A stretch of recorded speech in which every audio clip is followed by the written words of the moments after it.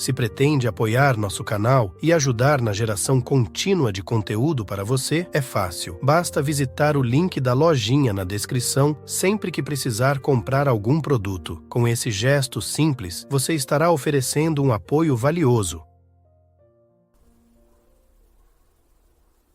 No momento em que você perceber que não existe nada além do momento presente em você, nada além do agora, uma alertividade surge em você.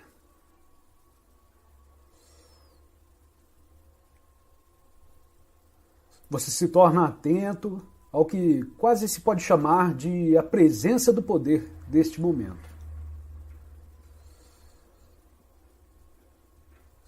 O poder da própria vida neste momento presente, que consiste em sim, consiste em percepções dos sentidos e também consiste em, bem, vamos olhar que momento presente é esse. Esse momento presente é este local onde estamos. O que percebemos aqui visualmente, o que vemos, ouvimos, as luzes e a totalidade do ambiente. Então vamos nos tornar alertas para que possamos realmente perceber isso. E além daquilo que percebemos nessa sala, há mais alguma coisa sobre isso, que poderíamos chamar de momento presente?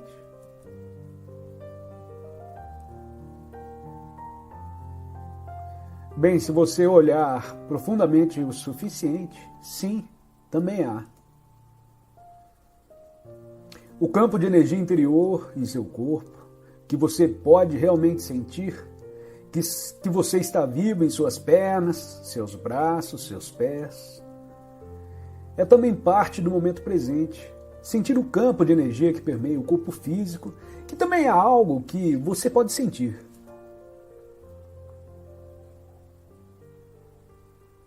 Portanto, há percepções sensoriais externas e há o sentimento, a vivacidade dentro de seu corpo. Se você está totalmente no pensar, você não pode sentir isso em nada. Você não se sente vivo.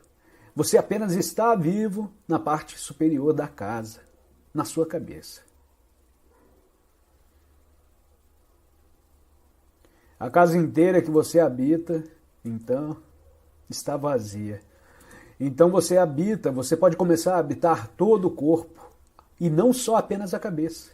Isso se torna parte de sua experiência do momento presente. Assim, percepções dos sentidos, sim, há elas, e também está toda essa vivacidade, e até na luz artificial vemos isso. Claro, você pode dizer, eu prefiro a luz do sol, ok, eu também. Mas há uma beleza e vitalidade mesmo à luz artificial. E há uma beleza e vivacidade que é geralmente negligenciada, que está na textura da cadeira que estamos sentados aqui, da sua cama ou do que você estiver vestindo. Flores, claro. E de repente você se torna consciente disso, e isso não é tudo ainda. Estamos apenas entrando no momento presente. Então, você tem tudo isso, meu amigo. E os exteriores, e de repente você aprecia a vitalidade de todas as coisas que o cercam.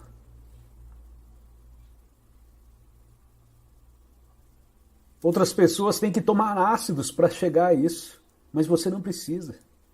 Basta reservar um momento, silenciar um pouco e olhar em volta. Tudo está aí e sempre esteve aí.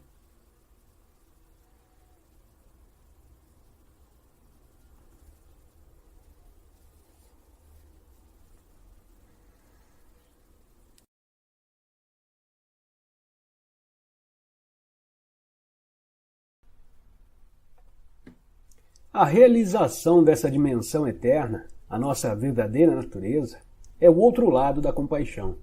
Em um nível mais profundo, podemos reconhecer agora não só a nossa própria imortalidade, mas também a de todas as outras criaturas. No nível da forma, partilhamos a mortalidade e a precariedade da existência. No nível do ser, partilhamos a vida eterna e radiante. Esses são dois aspectos da compaixão. Na compaixão, os sentimentos de tristeza e de alegria, aparentemente opostos, se fundem em um só e se transformam em uma profunda paz interior. Isso é a paz de Deus. É um dos mais nobres sentimentos de que os homens são capazes e possuem um grande poder de cura e transformação. Mas a verdadeira compaixão, como acabei de descrever, ainda é rara. Ter uma profunda empatia pelo sofrimento de um outro ser exige um alto nível de consciência, mas representa apenas um lado da compaixão. Não é completa. A verdadeira compaixão vai além da empatia ou da simpatia. Não acontece até que a tristeza se misture com a alegria. A alegria do ser além da forma, a alegria da vida eterna. O corpo não morre porque acreditamos na morte. O corpo existe, ou assim parece, porque acreditamos na morte. O corpo e a morte são partes da mesma ilusão, criada pelo modo egóico de consciência, que não tem percepção da fonte da vida e vê a si mesmo como uma coisa separada e sob constante ameaça. Assim ele cria a ilusão de que somos um corpo, um veículo físico e sólido, que está sob uma constante ameaça. A ilusão está em percebermos a nós mesmos como um corpo vulnerável que nasce e pouco depois morre. Corpo e morte, uma ilusão. Um não existe sem o outro. Queremos manter um lado da ilusão e nos livrarmos do outro, mas isso é impossível. Entretanto, você não pode escapar do corpo e nem tem que fazer isso. O corpo é uma percepção incrivelmente distorcida da nossa verdadeira natureza. Mas a nossa verdadeira natureza está disfarçada em algum lugar dentro dessa ilusão. Não do lado de fora, portanto o corpo ainda é o único ponto de acesso a ela. Se você vê um anjo, mas o confunde com uma estátua de pedra, tudo o que você precisa fazer é adaptar a sua visão e olhar mais de perto para a estátua de pedra e não olhar para outro lado. Se você então percebe que aquilo nunca foi uma estátua de pedra, você então percebe que aquilo nunca foi uma estátua de pedra. Que papel a força de vontade desempenha no processo de despertar, se houver algum? Eu uso alguma força de vontade para me motivar a seguir seus ensinamentos. Eu sei que devo ouvir, porém eu não quero, mas eu devo ouvir. Bom, então não é força de vontade, porque se você usar força de vontade e ouvir, porque você acha que deveria estar ouvindo ou sua pessoa espiritual devia estar ouvindo uma palestra espiritual apenas para provar a si mesmo que você é espiritual? Ou você está determinado a despertar?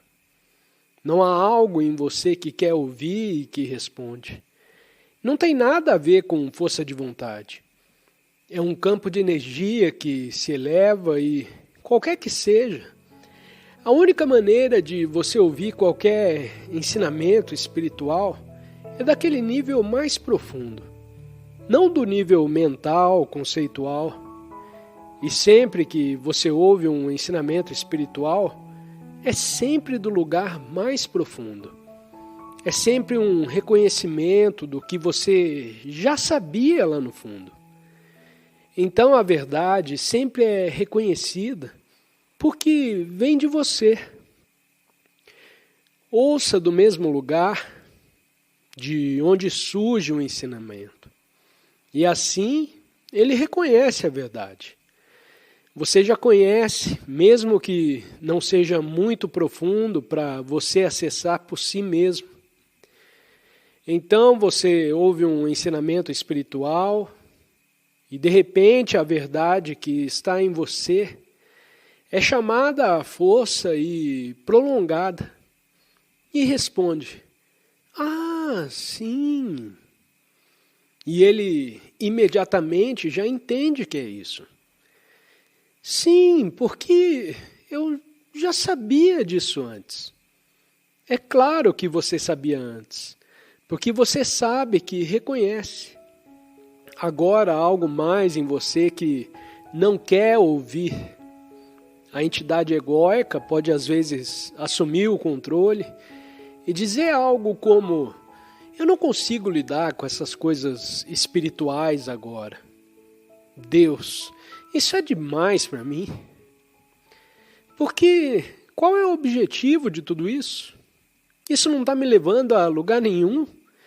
Eu tenho feito isso por anos e onde isso está me levando? Chega disso. Você começa a sofrer mais e mais, e finalmente o sofrimento se torna aquilo que te desperta novamente, aquilo que cria a lacuna da abertura em você, e então você está pronto. Agora você quer ouvir de novo, porque não aguenta mais o sofrimento. Então, é força de vontade? Não é. Agora, pode às vezes parecer à primeira vista, pode parecer quando digo preparação para estar presente. Você pode escolher estar presente quando já existe um certo nível de presença em você. Você pode escolher estar presente em vez de ficar à deriva em sua mente. E há um estado de alerta associado à presença. Mas é um estado de alerta relaxado. Não é um estado de alerta rígido. Você vê a diferença. É mais fácil agir do que falar sobre isso. Não é o alerta apertado, quase medroso, ou mesmo alguma raiva por trás disso. É um alerta relaxado. Então é quase isso. Pode parecer incompatível, mas não é. Assim que o alerta tem intensidade, mas isso não é força de vontade. O estado de alerta não relaxado tem um elemento de força de vontade e não é isso. Às vezes você pode ver em pinturas ou desenhos de mestres zen esse estado de alerta. E em Mestre Zen, essa versão particular do despertar espiritual, há uma ferocidade. Há uma ferocidade na maneira como eles aparecem às vezes nos desenhos antigos. E também há uma ferocidade na maneira como eles ensinam, que é parcialmente condicionado culturalmente, porque tudo vem através do véu particular. O ensino é o mesmo, não importa. O véu cultural ou o véu condicionado. Mas a maneira como se manifesta pode ser condicionada por uma cultura, ou no caso do professor, pode ser condicionada pelo campo de energia do professor. Alguns professores parecem mais diretos e agressivos. Quase não é realmente agressivo, mas pode parecer. Então, para o ego, parece que há uma ferocidade às vezes. Para o estado de alerta, que às vezes é necessário para quebrar, através de todas as coisas mentais que você precisa saber. Se você parece feroz ao mesmo tempo, não importa. Mas se você olhar os melhores desenhos de Mestre Zen à primeira vista, eles parecerão ferozes se você olhar mais de perto. Você verá isso por trás. A ferocidade, nela há uma compaixão e uma gentileza. E claro, isso só pode ser feito por artistas que são mestres, que podem capturar qual é a realidade interior do Mestre Zen, que é tanto a ferocidade, quanto por trás dela esconde-se a compaixão. O mesmo se aplica à prática da meditação. Força de vontade não é uma boa maneira de garantir que sua prática de meditação seja bem-sucedida. Em outras palavras, não funciona. Porque a força de vontade e a meditação são a famosa tampa da chaleira fervendo que você está segurando, forçando-se a ser, ainda em vez de render-se ao momento presente, para que a quietude surja naturalmente. Você está se forçando a ficar quieto. Então, isso pode funcionar por um tempo, e quando o próximo episódio de inconsciência acontece, o que acontecerá em breve quando você voltar à sua vida normal após a meditação, você desce as escadas para a cozinha e antes que você perceba, você está gritando com alguém. E todo mundo está perturbando a sua serenidade. Depois de formado na Universidade de Londres, eu não fiz muita coisa. Por quase um ano, e este foi um ano no qual eu fiquei mais infeliz e deprimido. E a mudança interior de repente aconteceu interiormente. Eu estava com 29 anos. Eu acordei no meio da noite e isso não era anormal para mim. Acordar no meio da noite. E me senti intensamente depressivo e com muito medo ao mesmo tempo. Isso aconteceu de novo nessa noite e um pensamento surgiu em mim. Eu não posso viver comigo mais. E esse pensamento se repetiu na minha mente. Eu não posso viver comigo mais. Então, de repente, eu prestei atenção a esse pensamento como se eu ficasse atrás dele e olhasse para ele. E dissesse, é um pensamento estranho. Eu não posso viver comigo. Eu sou um ou dois? Esse pensamento mostrou que parecia ter duas pessoas aqui. Eu e o ego, que eu não posso viver junto. Eu não tinha resposta para essa pergunta e essa pergunta confundiu minha mente. Muito mais tarde, isso me lembrou a um koan que tem no Zen, que é um enigma feito para parar a mente. Por exemplo, qual é o som do bater palmas com uma mão só é um koan famoso. E isso não tem uma resposta no nível intelectual. Então a pergunta que surgiu em minha mente também não tinha uma resposta no nível intelectual. Quem sou eu? E quem é o ego? Com o qual eu não posso viver? Mas essa pergunta disparou uma mudança interior. Algo dentro de mim que eu não entendi naquele momento. Deve ter se desidentificado do ego. O meu eu infeliz, como eu chamei mais tarde. Então esse tipo de desidentificação aconteceu.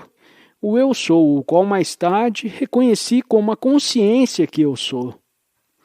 Se separou da identidade condicionada, da consciência condicionada, que era o que me fornecia um sentido de identidade com o ego. E isso consiste, a maior parte, de uma história infeliz.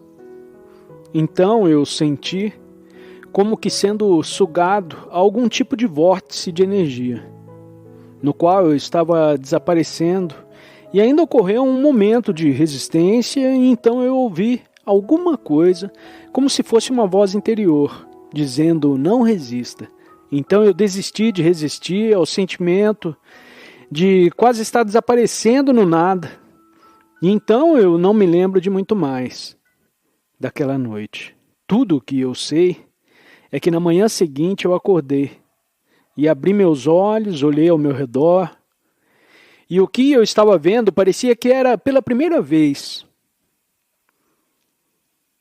Recente, algo novo e vivo, a luz vindo atrás da janela, objetos familiares na mesa, pareciam novos e vivos. Então eu saí para dar uma caminhada e olhei ao redor e tudo parecia tão tranquilo. Mesmo o tráfego na cidade parecia tão tranquilo e percebi que algo estranho tinha acontecido. De repente, tudo parecia preenchido de vida em paz e eu não sabia por quê. E foi assim. E esta paz interior surgiu como um pano de fundo para todas as experiências como pano de fundo para todas as sensações, mesmo como um pano de fundo para os meus pensamentos. Nunca mais me deixou. Mas levei um longo tempo para entender e ser capaz de colocar em palavras. Mais tarde comecei a investigar outros ensinamentos espirituais, pela primeira vez, budismo, cristianismo e ensinamentos espirituais mais atuais. E muito rápido, eu reconheci a verdade, que em muitos casos está escondida sobre muitos séculos de adições culturais, interpretações e equívocos, e pude ver a verdade que está no budismo, no cristianismo, os ensinamentos originais, e eles esclareceram o que aconteceu comigo. E, por exemplo, peguei o Novo Testamento e li que Jesus disse: a paz vem através do total entendimento. E isso é exatamente o que eu sinto. Esta paz vem de entender tudo o que é. Então ele deve ter tido esta mesma experiência. A paz, de repente, surgiu. E não relacionada com qualquer coisa no mundo externo. Não foi causada por alguma coisa maravilhosa no ambiente externo. Ou seja, não parecia ter uma causa externa. E mais tarde eu visitei professores Zen e de novo eu reconheci a verdade do Zen imediatamente, mas eles também me ajudaram a entender o que aconteceu comigo, em um contexto muito maior. Por exemplo, eu me lembro de falar com um monge budista que disse, quando nós conversávamos, sobre chegar ao fim do ato de pensar. E que Zen é sobre não pensar.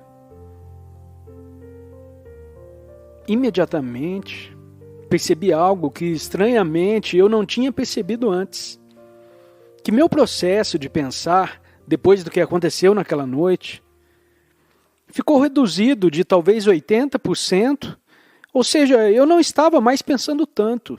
E por causa disso eu tinha tanta paz. Então eu percebi que o ruído mental contínuo, como agora eu o chamo, que é compulsivo e composto na maior parte de pensamentos inúteis, e que na maioria das pessoas está mentalmente acontecendo o tempo todo, no meu caso acabou. Pode acontecer algum pensamento quando ele é necessário, e ocasionalmente pensamentos podem vir. Mas existem grandes intervalos em que não há pensamento, e nesses espaços longos e intervalos de não pensamento, ocorre a experiência maravilhosa de paz interior. E descobri que esta paz interior já estava lá antes, mesmo quando estava ansioso, mas estava simplesmente coberto pela ansiedade e pela hiperatividade da mente.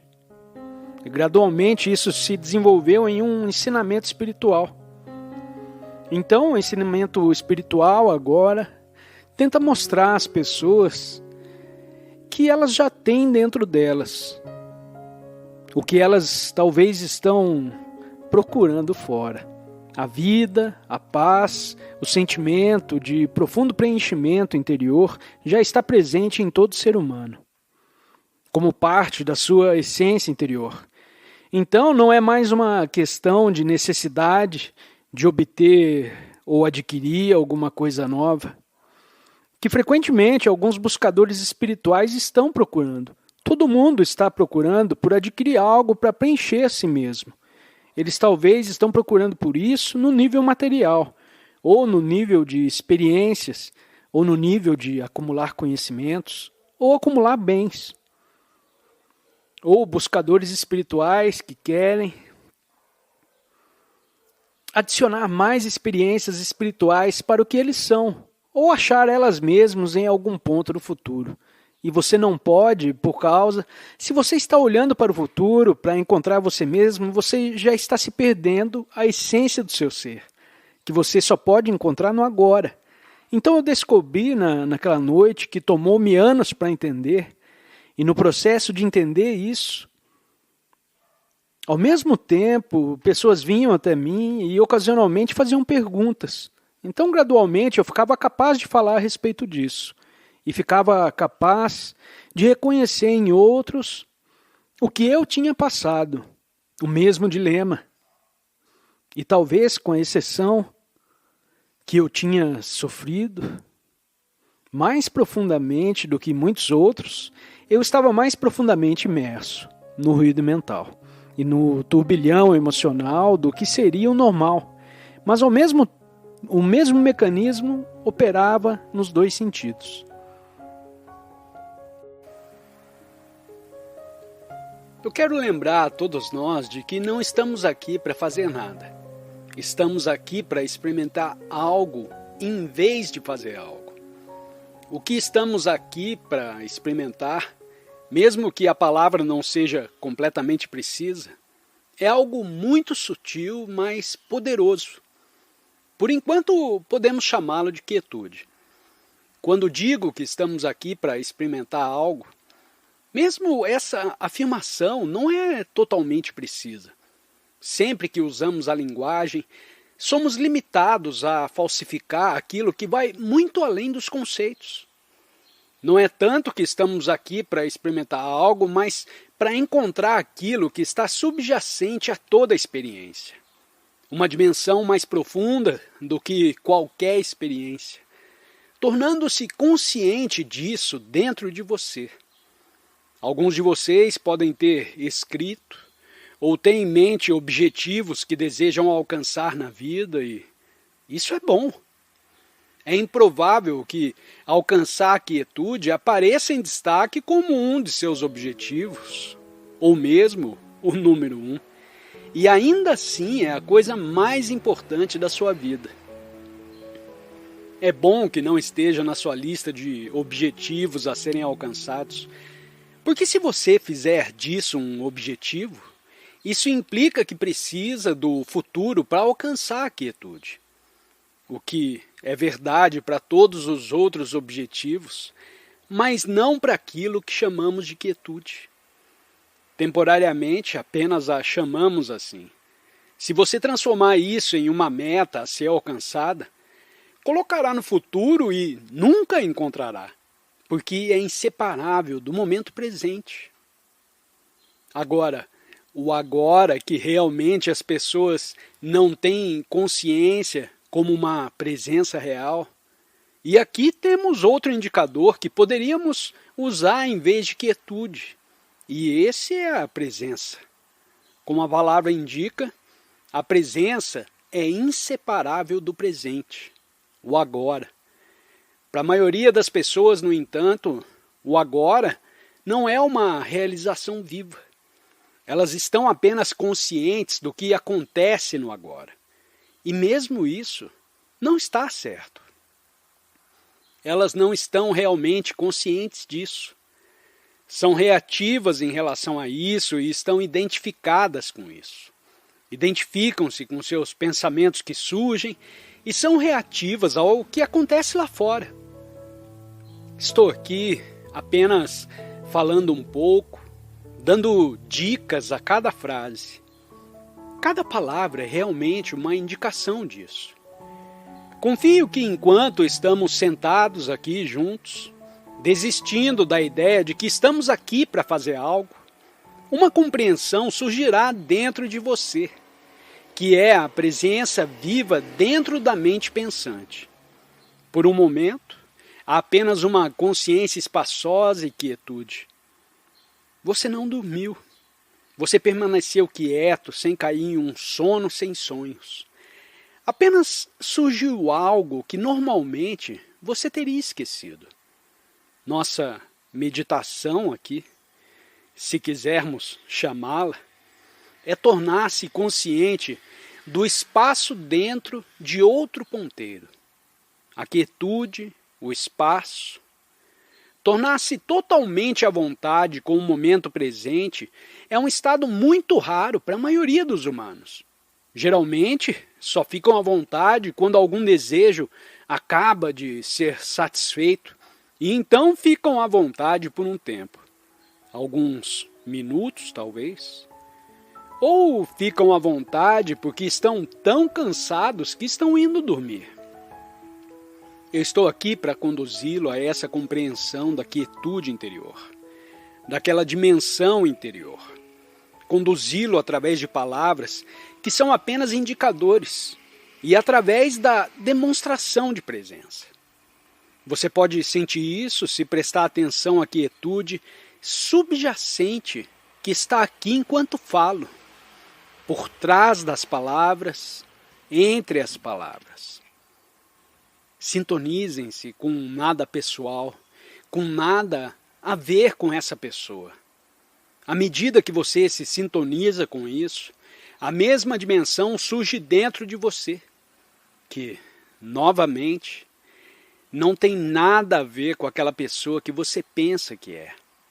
Há uma dimensão que transcende a pessoa. Está nessa pessoa a dimensão que transcende o pessoal e a pessoa. E tudo o que tem a ver com a pessoa. A história pessoal, os problemas, a situação de vida, os altos e baixos da situação de vida. Que Deus está sempre presente, mas é completamente ignorado pela maioria das pessoas. Porque se Deus tem algum significado, é a dimensão transcendente da vida. Ela transcende tudo que surge na vida. Além do pensamento, além das formas físicas, além da forma. Transcende o passado e o futuro, o tempo. Não tem nada a ver com o tempo. É presença.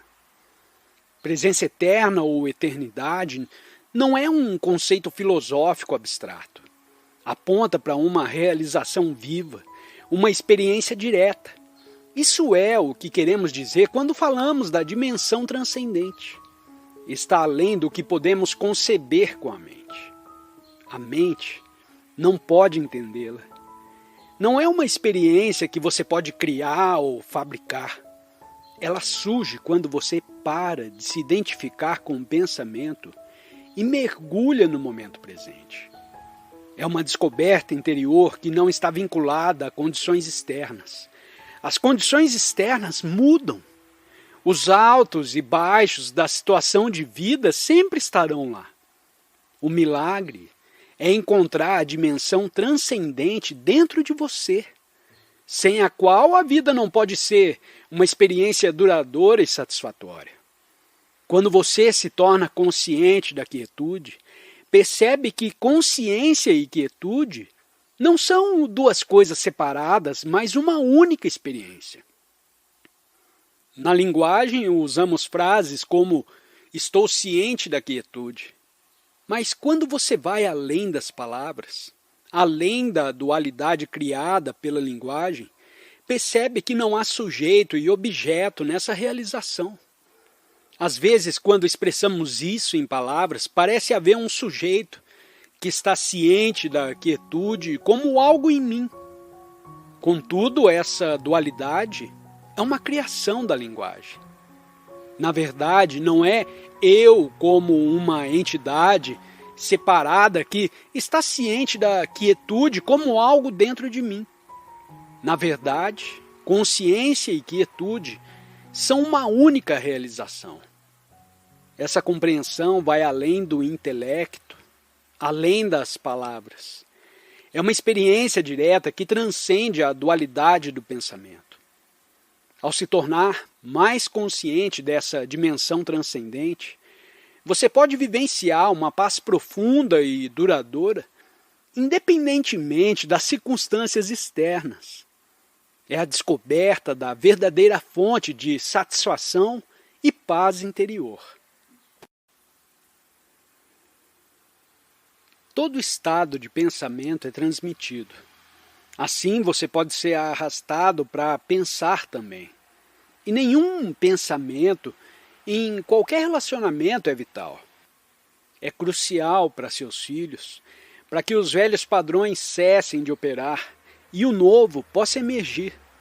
A partir desse estado de consciência, você pode então responder às necessidades da criança. não mais reagindo a partir de um padrão desatualizado, mas do espaço consciente. Você também sabe o que é apropriado para um momento específico, seja permitindo que a criança explore ou dizendo para sair de uma área perigosa. Há sempre um equilíbrio sutil entre permitir que a criança descubra por si mesma e proteger a criança.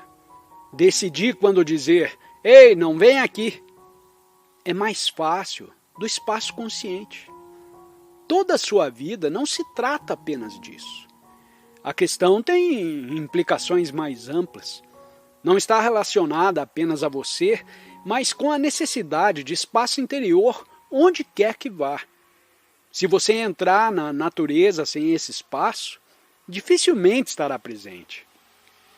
Ao cercar-se de beleza e vivacidade, seus pensamentos sobre investimentos fracassados ou outros problemas obscurecem a consciência da natureza ao seu redor. Ao cultivar esse espaço interior, você pode estar plenamente presente na floresta, no litoral, nas montanhas, nas nuvens, no vento e nos sons naturais.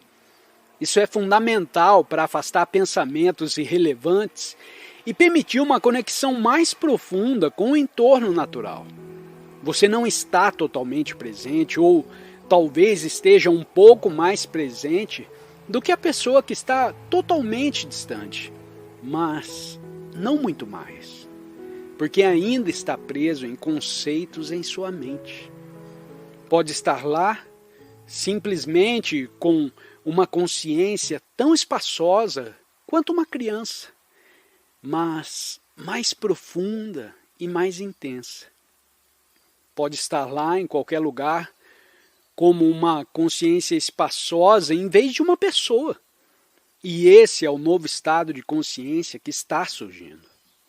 Posso estar aqui como uma consciência espaçosa com qualquer pessoa. É claro que, como eu disse, provavelmente é um pouco mais fácil com um cachorro ou um gato, porque você pode se conectar com o cachorro ou o gato no estado de não pensamento. O cachorro não tem pensamento, pois ainda não chegou ao pensamento conceitual. Ele é inteligente, mas não tem um pensamento conceitual. Você foi além do pensamento conceitual para o espaço.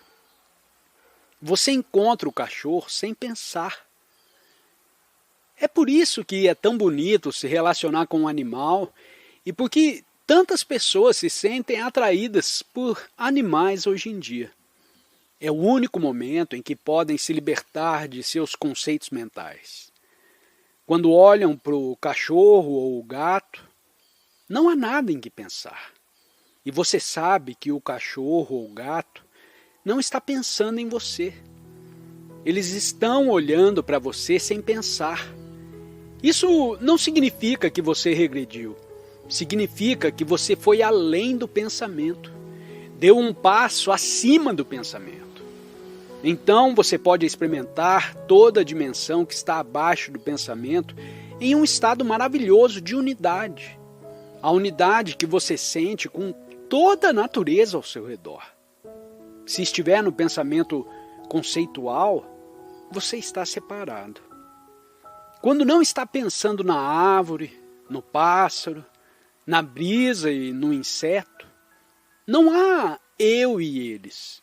Existe um único fenômeno e as formas surgem na consciência. E então você é como Deus. Isso diz, e Deus viu o que ele havia feito e reconheceu como isso era bom. A consciência da qual todo o universo veio, você representa isso quando está no estado de nenhum pensamento. Você representa a base do ser, de todo ser. E quando anda pela natureza, se tivesse um pensamento, diria, eu fiz uma coisa boa lá. Você vê que, mesmo na tensão entre os opostos, mesmo que haja um bem mais profundo além disso, ocasionalmente, Uma coisa devora a outra, mas há uma harmonia maior que envolve o todo. Você não pode sentir essa harmonia quando está preso no pensamento conceitual. Então, da próxima vez, pode me contar como está indo com seus filhos. Isso se torna uma prática espiritual, assim como tudo mais. Tudo isso se torna uma prática espiritual.